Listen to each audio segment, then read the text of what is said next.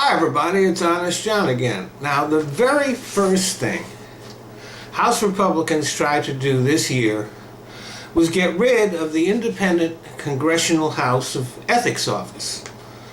Now it still would have existed technically, but they passed rules that would have forbidden it from conducting investigations or even making public statements. If they found something wrong, which they wouldn't have had the assets to do, they would have had to refer what they found to the House, which would investigate itself. And we all know how well people investigating themselves works.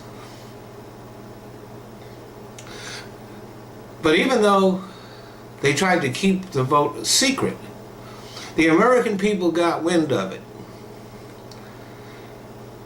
And they started calling House Republicans en masse. And so the GOP backed down. Now I think it's wonderful that the American people stood up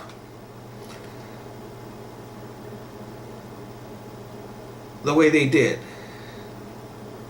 But on the other hand, the American people elected those same House Republicans that wanted to get rid of the ethics office. And they're planning to do a lot of other stuff that's even worse.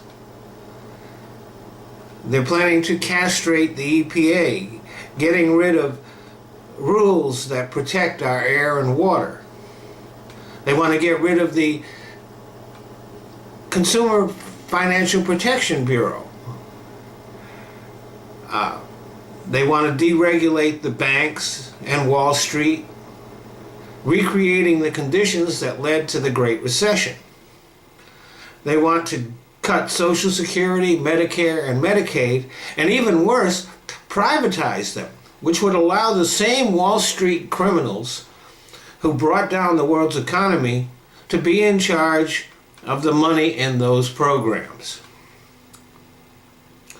They are also going to give the rich more tax breaks and increase income inequality, increase the deficit, and hamstring the government.